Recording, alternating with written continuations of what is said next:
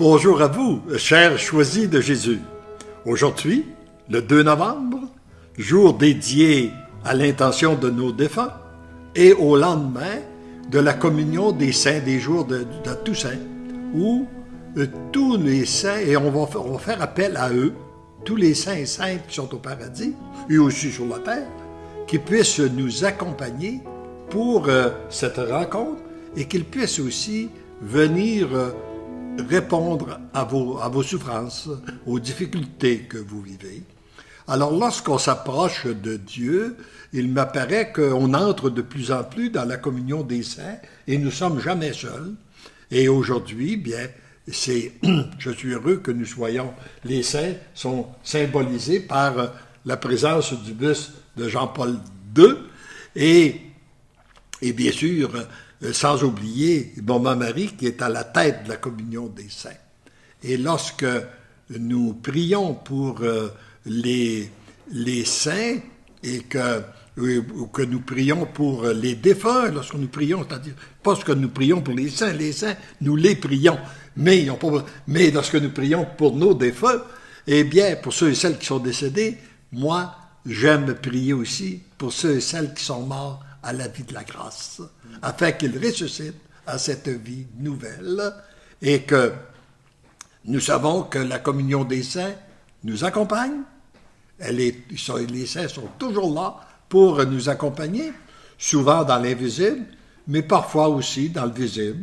Ils passent à travers les gens, ils peuvent passer à travers les gens que le Seigneur met sur notre route, comme je pense qu'ils vont passer à travers toi, Marc, qui m'accompagne ce matin pour rejoindre le cœur des personnes qui nous écoutent. C'est une lourde tâche que vous me confiez parce que, comme je vous le disais tout à l'heure,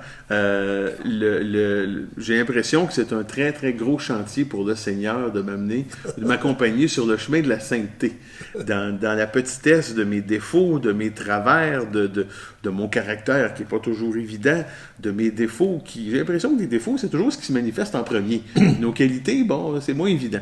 Alors, j'ai l'impression que c'est un des plus gros chantiers du Seigneur que de m'amener sur la sainteté, mais avec vous, bon, je suis bien accompagné. Puis je pensais à ça tout à l'heure en nous en venant. Je me disais justement que qu'est-ce que le Seigneur peut bien me trouver puis reconnaître en moi pour m'amener à être près de vous puis près de lui par l'entremise des messages qu'il vous a livrés. Et bon, vous dites toujours, puis là c'est intéressant, moi je suis pas fait pour dire que je trouve que cet endroit-là me rejoint particulièrement. C'est une salle de classe ou un peu comme une bibliothèque. Alors pour moi, ça vient, je me sens comme chez nous. Et alors je trouve ça très intéressant parce que M. Lachance me donne le titre de chercheur. Alors bon, un chercheur, ça va dans les livres, ça prend du crayon, ça prend du papier, mais je dois avouer que depuis quelque temps, M. Lachance, je suis incapable de réfléchir à tout ça de manière intellectuelle comme je le faisais. Vous vous souvenez, au début, j'arrivais avec mes petits cartons, je m'étais pris des notes, j'étais studieux, là. J'étais dans un mode où je voulais que ce soit intellectuel. Donc, il y avait des paramètres, il y avait des choses qui étaient très précises. Et là, depuis quelque temps, je suis plus capable de faire ça parce que on dirait, puis là j'ai comme une espèce de ouf, parce que je me sens un peu comme quand on amène les enfants dans les glissades d'eau, puis qu'on est en haut, et que là, à un moment donné, on vient pour descendre, là. Il y a toujours une espèce de moment où on a l'impression que notre cœur est 3 mètres en arrière de nous quand on descend. Puis on ne sait pas ce qui nous attend. Mais c'est une glissade d'eau que je trouve agréable et réconfortante. Puis je vais vous raconter une anecdote. Hier, j'avais une situation avec quelqu'un qui me préoccupait parce qu'il y avait une distance entre moi et quelqu'un. Une distance qui me rendait inconfortable. Parce que quand on a une distance qui nous rend confortable, généralement, ça ne vient pas nous titiller. On est correct comme ça. Et là, j'ai écrit un message à la personne en disant, écoute, je comprends qu'il y a une distance et je l'accepte, la distance. Mais comprends bien que ça n'altère en rien mes sentiments pour toi et mon estime. Puis j'ai lancé ça. En demandant Et là, j'ai suivi votre conseil. Parce que moi, j'essaie de suivre vos conseils. Je me dis, bon, si ça a marché pour M. Lachance, peut-être des chances que ça va marcher pour moi aussi. Peut-être, on ne sait jamais. Alors, je l'ai essayé et j'ai abandonné ça dans la grâce, dans l'espoir, puis en disant au Seigneur, écoute, tu fais ton travail, moi j'ai fait le mien. 30 secondes plus tard, la personne me répondait exactement dans le sens que je l'aurais souhaité de manière rationnelle. Mais là, je me suis abandonné. Et ça a fonctionné. Bon, ben, j'ai dit, bon, ben, un autre exemple que cette recherche-là est très... il y a quelque chose de porteur là-dedans. C'est très, très beau. En fait, ce que tu exprimes là, c'est le changement, le trajet entre la tête et le cœur. On est habitué, souvent, soit par notre travail professionnel, à cause de nos responsabilités, tout ça, de se retrouver uniquement au niveau de la raison. Mm-hmm. Mais la relation avec Dieu se fait au niveau du cœur. Et c'est le chemin qui est en train de te faire parcourir, qui est un chemin formidable, et en même temps, il t'apprend à lui faire davantage confiance. Et ça me rappelle qu'est-ce que j'ai vécu et qu'est-ce que je vis encore. Tu parlais tout à l'heure que tu sentais le besoin de te préparer par des petits papiers, etc., etc. Moi, c'est de même que j'ai vécu toute ma vie. Et puis, j'avais eu l'occasion de prendre la parole à différentes occasions, différentes circonstances dans ma vie par cause des responsabilités que j'ai assumées. Et je me disais, quand on prend la parole, on doit être bien préparé. Je ne mets pas un texte. Mais, par exemple, un genre de canevas, là, tu sais, schéma, là. Un aide-mémoire. Un aide-mémoire dans lequel, voici par quoi je vais commencer, voici les idées que je vais développer, par quoi je vais conclure. Essayer d'avoir une bonne phrase pour la conclusion, puis une bonne pour le début, parce qu'on a dit qu'entre les deux, les gens, souvent, ils ne retiennent pas grand-chose. C'est ce qu'on appelle la primauté récente. Voilà. Alors, c'est ce que j'ai fait après que le premier livre a paru. Après que ce livre-là a paru, j'ai été invité à Québec, et puis à la ville de Québec, et puis le matin, j'avais à prendre la parole, je m'étais bien préparé.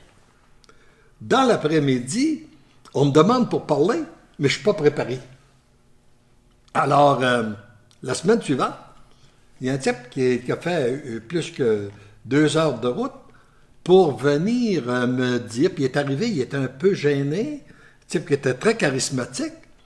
Il dit, je suis un petit peu mal à l'aise de venir te dire ça, mais c'était trop fort pour moi, ça m'a poussé.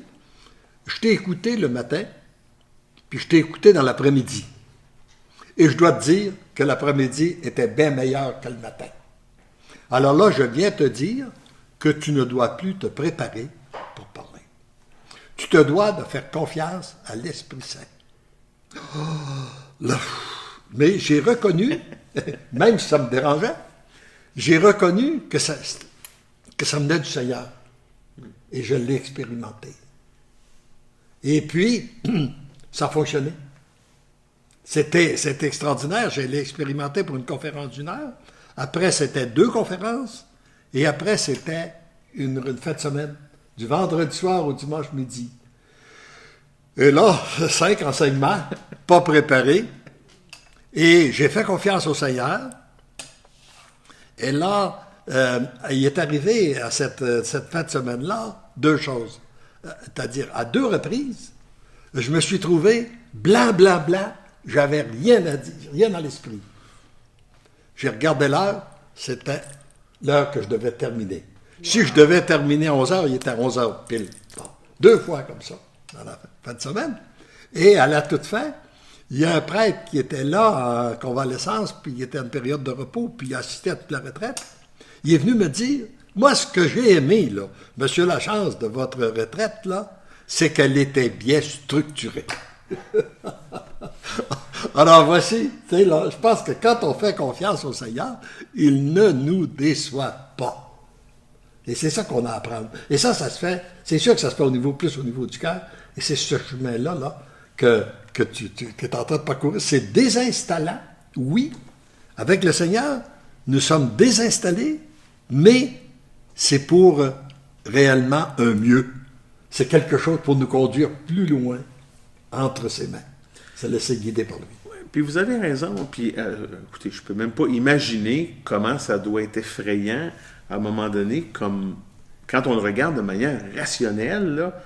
Il y a des gens qui doivent être en train de s'arracher les cheveux de la tête en se disant « Mais voyons donc, vous marchez à côté du précipice! » Mais vous avez tellement raison, parce que cette semaine, j'ai vécu un autre événement.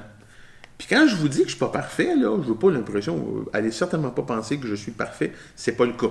J'ai des gros défauts, il y aurait un documentaire à faire là-dessus et ce serait catastrophique. Mais bon, que voulez-vous? Je pense que c'est le cas de plusieurs personnes aussi.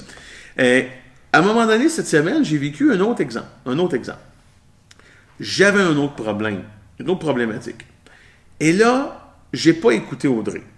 Parce qu'Audrey m'a dit, aborde-le avec le cœur, aborde-le dans l'ouverture. Puis là, moi, j'ai dit, non. Là, on va y aller avec des faits, on va y aller rationnel, on va y aller en termes de tu sais, on sort le bâton, puis on sort le bouclier, puis on s'en va.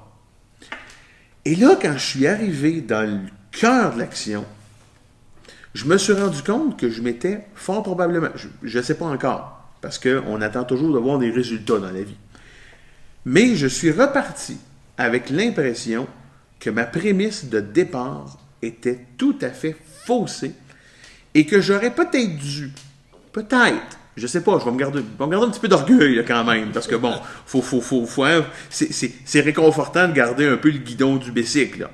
Mais si je l'avais abordé avec le cœur davantage, ça aurait probablement été beaucoup mieux pour tout le monde.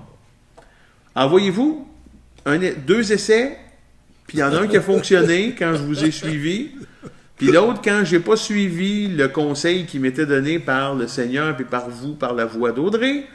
Ben là, je suis tombé sur le sentier rocailleux de l'orgueil, puis tu sais, on aime ça, se bomber le torse, puis durant, on a raison, nous autres, là. Puis à un moment donné, on se rend compte que... Cette expérience-là est très, très intéressante.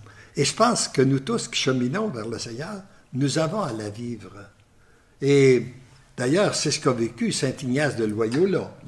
Quand il était... Lui, ce qu'il aimait, c'était de lire des livres de chevalerie, la conquête des grandes dames, etc., etc. Puis, à la suite de ce, que comme il est cloué à son lit à cause d'un accident, sa bonne tante lui passe que des livres de saintes. Ça ne l'intéresse pas. Mais il s'ennuie tellement qu'il commence à les lire.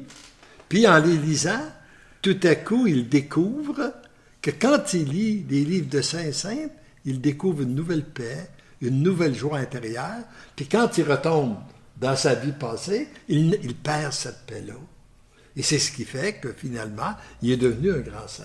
Et nous avons, et toi, c'est très heureux que tu puisses vivre les 2 expériences. Au moment donné, tu y vas avec ton cœur, tu vois ce que ça produit, tu vois ce que tu ressens intérieurement. Un autre tantôt, tu y vas de façon rationnelle, tu vois ce que ça produit, tu vois. Et tout à coup, entre les 2, ton choix, tu peux faire un choix éclairé, expérimenté, et puis ça permet de pouvoir aussi le communiquer avec les autres. Le Seigneur va passer à travers toi pour aider d'autres personnes aussi à faire ce même chemin-là. Oui, puis c'est parce que je réalise en toute modestie, puis là je dois avoir la modestie de le reconnaître, même si mon orgueil est quand même présent, que je me serais probablement économisé beaucoup de tracas, beaucoup de soucis, puis beaucoup de montées de lait, si j'avais laissé le temps de dire à mon ange gardien, puis peut-être à mon cœur, je vais vous laisser placer les cartes un peu. C'est sûr qu'il y a toujours une dose de rationnel qui est important, mais mon expérience d'hier me manifeste que des fois aussi... C'est que je pense qu'on ne perd pas la raison. Il ne faut pas enlever complètement tout ce qui est raisonnable, là. Mais il faut la mettre au service de notre cœur. Voilà. Alors qu'on a tendance à étouffer le cœur pour laisser juste la place à la raison. On a tendance à mettre le cœur au service de la tête. C'est ça. Alors c'est la tête qui doit être au service du cœur. C'est ça. C'est là le grand virage. Ouais. Mais j'aimerais revenir sur un point que tu as mentionné tout à l'heure. Là. Quand tu dis, là, c'est sûrement un grand chantier, puis moi, j'ai tel défaut, puis tout ce que tu voudras, là. Ben moi... Je les ai toutes. Ouais. Mais t'es pas tout seul. T'es pas tout seul. Comme j'aime dire des fois dans le temps d'une conférence, si la personne en réalité, c'est que tu dis, moi je suis indigne d'être choisi du Seigneur. Puis tu as raison. Mais le Seigneur ne nous choisit pas parce que nous sommes dignes. Il nous choisit pour nous rendre dignes. C'est pas pareil. Et pour te consoler, ben, t'es pas tout seul d'être indigne, on est au moins deux. Il y a moi, puis il y a toi. Bon. Puis il y en a peut-être quelques-uns d'autres aussi. En tout cas. Bon, alors, on est au moins deux. Et moi, ce qui m'aide beaucoup à accueillir cette situation-là, c'est lorsque je pense à ce qu'étaient les premiers apôtres. T'es-tu déjà arrêté à réfléchir? Est-ce que tu crois que Jésus a choisi Pierre parce qu'il avait un bon caractère? Je pense pas. Est-ce que tu crois que Jésus a choisi Matthieu parce que c'était un homme honnête et qu'il avait une bonne réputation? Ça, c'est certain que non. Est-ce que tu crois que Jésus a choisi Thomas parce que c'était un homme de foi? Est-ce que tu crois que Jésus a choisi Saul, qui est devenu Saint Paul, parce qu'il défendait bien les chrétiens? Est-ce que tu crois que Jésus est apparu à Marie-Madeleine parce qu'elle avait toujours eu une vie vertueuse? Alors tu vois, le Seigneur a choisi des gens bien ordinaires, comme toi et moi. Et avec ces gens-là, il en a fait les piliers de notre Église. Et c'est ce qu'il y a de besoin aujourd'hui dans le monde que nous vivons là, pour préparer cette nouvelle civilisation de l'amour qui est en marche, qui prépare le grand retour de Jésus dans sa gloire. Il nous choisit. Il y a besoin d'une multitude de personnes. Et tout ce qu'on a à faire pour bien comprendre, c'est d'abord notre oui. Et puis si on s'arrête à continuer notre réflexion, qu'est-ce qui a bien pu se passer pour que les apôtres, à partir de qu'est-ce qu'ils étaient, le Seigneur a pu en faire des piliers de notre Église. Jésus les a regardés, puis a vu ce qu'il y avait de bon à l'intérieur d'eux. Comme il te regarde, puis il voit ce qui est bon à l'intérieur de toi. Et puis, il oublie le petit travers. Comme il me regarde, puis il fait la même chose à chacun de nous. Et comme il a appelé les apôtres, il t'appelle à le suivre. Et puis, ben, tu peux dire non, tu peux dire oui. Mais les apôtres ont dit oui. Puis parce qu'ils ont dit oui, puis qu'ils ont pris du temps avec Jésus, ils ont été transformés. Puis ce même Jésus est aussi présent aujourd'hui dans les cœurs par sa sainte présence eucharistique qu'il était il y a 2000 ans passés. Alors si on lui donne notre oui et qu'on se laisse transformer, qu'on prend du temps avec lui, il va nous transformer comme il a transformé les apôtres. Et c'est ça, finalement, notre mission de chrétien. C'est de se laisser transformer par la présence de Jésus Eucharistie. De se laisser transformer par son amour, par sa paix, sa joie, sa sérénité. C'est ça qu'il nous appelle. Puis il prend des gens bien ordinaires pour bâtir, il a pris des gens bien ordinaires pour bâtir son Église. Il a pris des gens bien ordinaires pour lui permettre, avec les saints et saintes qui ont passé, comme on voyait, qui ont passé dans notre Église depuis 2000 ans. Et il prend encore aujourd'hui des gens bien ordinaires pour construire un monde nouveau. Oui, ben enfin, plus ordinaire que moi, là, il n'y en aurait pas bien, parce que je vais vous dire, j'ai l'impression, plus souvent qu'autrement, d'être comme le fils prodigue. Depuis qu'on a commencé à cheminer ensemble, je me mets dans la peau de quelqu'un qui serait à côté de moi puis qui dirait, écoute là, lui là, regarde, il est impatient, des fois il est colérique, il a un orgueil très manifeste, c'est quelqu'un qui aime être rationnel, c'est quelqu'un qui cible, là je vais arrêter parce qu'à un moment donné, on va passer l'avant-midi ici à vous égrener mes défauts, mais si vous vous tournez vers Audrey, vous allez en avoir 150 de plus, alors il va y avoir un documentaire à faire juste sur mes défauts, je vais arrêter quand même, mais j'ai l'impression que c'est un peu comme la parabole du fils prodigue. Et de par ce que je vois de ce que le Seigneur accomplit en moi, mais aussi autour de moi. Je le vois autour, là. Mais là, j'ai commencé par le voir autour, mais là, en dedans, là, il commence... Écoutez, c'est pas des farces, Monsieur Lachance, là. Puis je vais vous raconter une autre anecdote. Parce que la semaine qui vient de passer a été très difficile pour moi sur le plan émotif, sur le plan de me sentir bouleversé. Je vous ai parlé à un moment donné de mes origines, de la recherche de mes origines. Et là, à un moment donné, ça avance pas.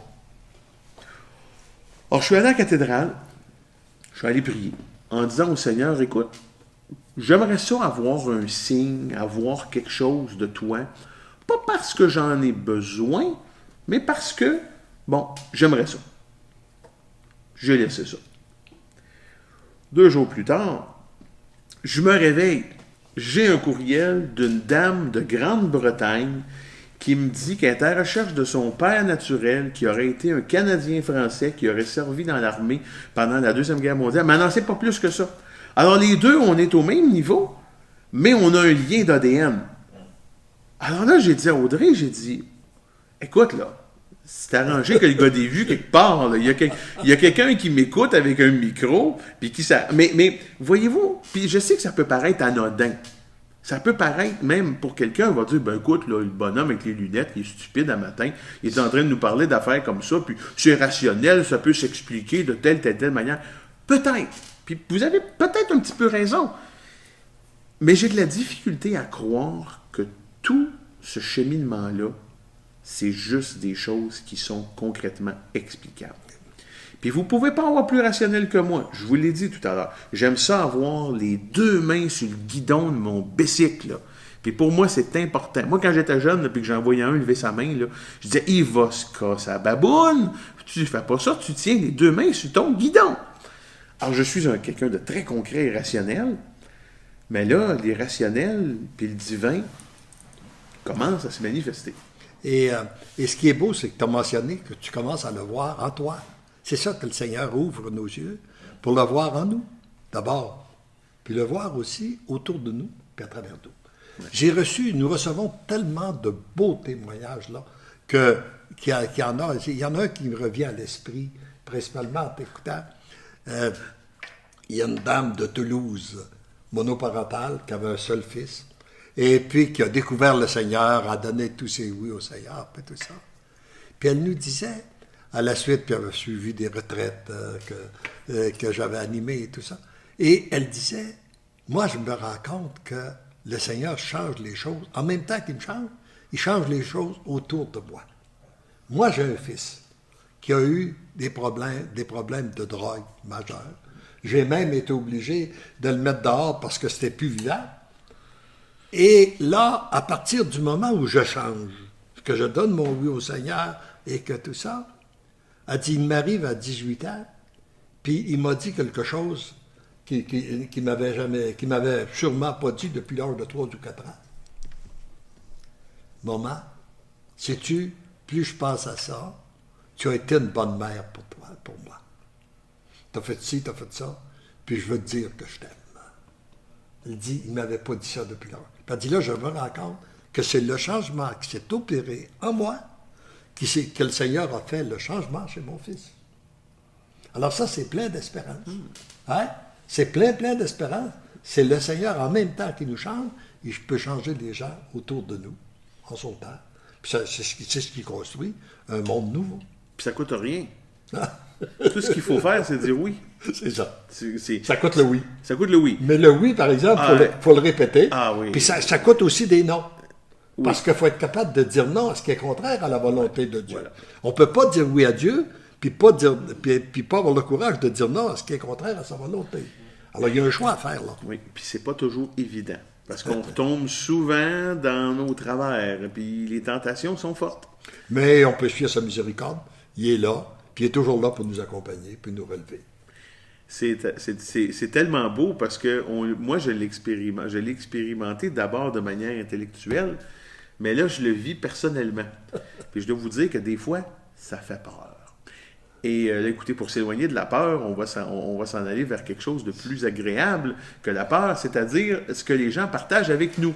parce que vous êtes avec nous et on est content de vous voir, surtout que ce matin, avec nos défis techniques, votre présence est un gage de détermination. Tout à fait. Alors on voilà. vous remercie Alors, beaucoup. quels sont les messages? Mais, tout d'abord, on pourrait peut-être écrire un documentaire sur tes défauts, chérie. Mais on pourrait écrire une série sur tes qualités. OK? Donc, inquiète-toi pas. Rassurez-vous, il ne durera pas longtemps. Non. OK.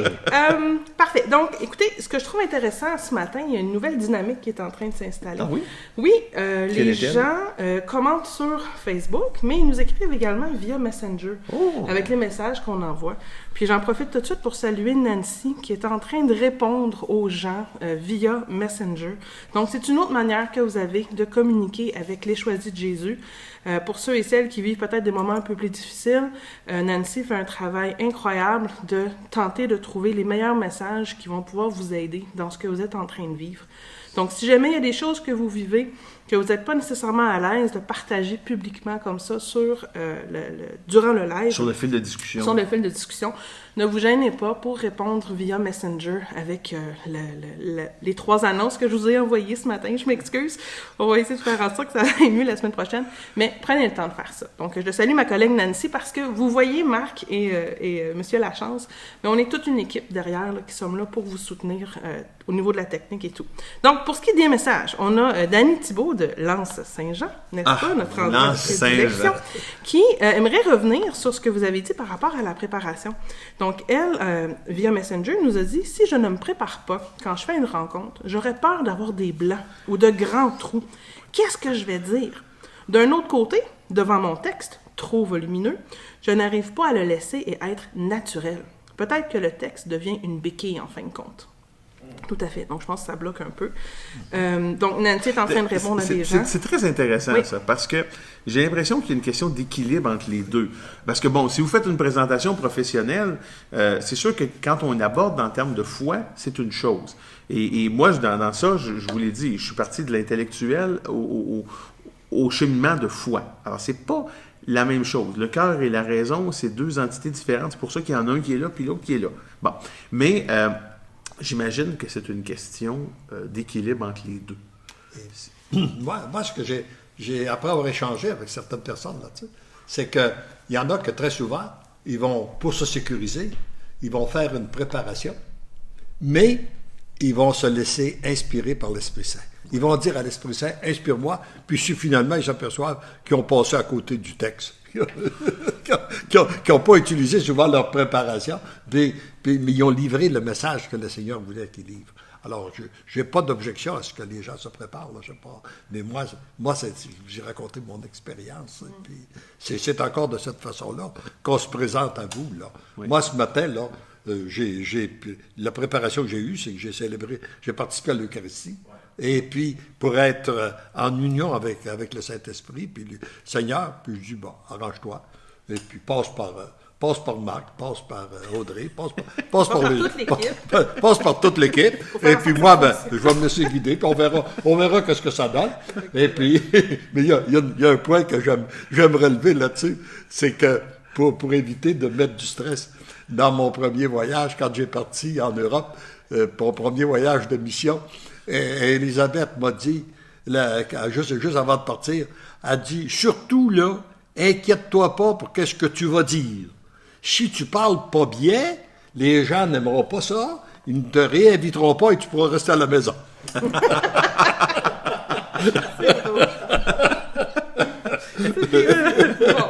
Et finalement, on a énormément de plaisir quand on fait ça.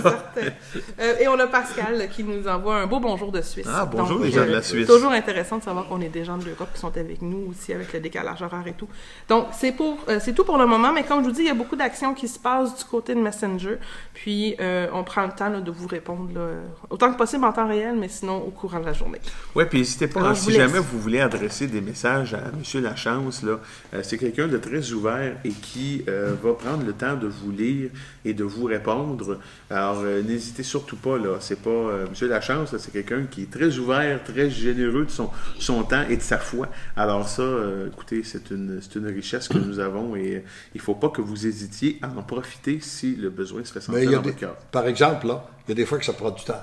Je réponds, mais il y a des fois que ça peut prendre une semaine, 2 semaines, 3 semaines. Ça dépend du quantité de courriel que j'ai. Alors, j'essaie de répondre, là. Mais vous le faites, il y a des fois, ça. fois que ça prend du temps. Voilà. Puis quand tu as des questions plus techniques, des fois, je laisse répondre les autres, parce qu'ils peuvent donner la meilleure réponse que... Christian peut donner une meilleure réponse que moi, alors je laisse répondre les autres qui sont des fois plus compétents que moi. Ça, c'est ce qui nous aide beaucoup, hein, à être capable de déléguer. C'est d'avoir des gens autour de nous qui sont tous plus compétents que nous. Alors ça nous aide à leur faire confiance. Mais vous savez, mais vous soulevez quelque chose, là. C'est un talent. C'est tout un talent d'abandonner, de couper les ficelles de l'orgueil pour savoir déléguer. Parce qu'on voit tellement de gens qui veulent tout contrôler, là, puis qui veulent avoir la main dans sur tous les rouleaux à pâte, là, puis finalement, ça finit qu'il n'y a pas une tarte qui est correcte, parce que, ils ont voulu toucher à tout. Alors, ça, c'est une grâce que vous avez, puis c'est un talent. Alors, écoutez, je pense qu'il faut le saluer, parce que ça nécessite de couper le fil de l'orgueil, souvent. Ouais. Puis il y a peut-être un peu d'expérience aussi. Ouais, un petit peu. Puis avec un soupçon de sagesse. Écoutez, on est déjà rendu au terme de ce Facebook Live qui, ma foi, a passé, j'ai l'impression que ça fait juste 5 minutes qu'on se parle. Ça passe toujours trop vite avec vous, mais qu'est-ce que vous voulez? Ça, c'est un heureux problème. Donc, je vais vous laisser le mot de la fin avec... Eh bien, comme c'est le jour des défunts, j'aimerais qu'on revenir avec une intention particulière pour tous les défunts de nos familles, de ceux et celles qui nous écoutent là, toutes les personnes que vous avez perdues, c'est-à-dire que vous n'avez pas perdues, mais qui sont changées, qui sont rendues de l'autre côté, qui sont rentrés au paradis, qui sont décédés, afin qu'on puisse les accompagner dans nos prières, et puis qu'on puisse s'unir à eux pour que eux aussi, parce que eux aussi peuvent s'unir à nous, pour qu'ensemble nous puissions réellement participer à la construction d'un monde meilleur et que tous ces gens-là puissent entrer de plein pied au paradis pour jouir d'un bonheur éternel. C'est le vœu que je formule d'abord pour tous ceux et celles qui nous écoutent ou qui vont visionner ce live-là aujourd'hui. Amen. Bonne semaine tout le monde, on se revoit la semaine prochaine.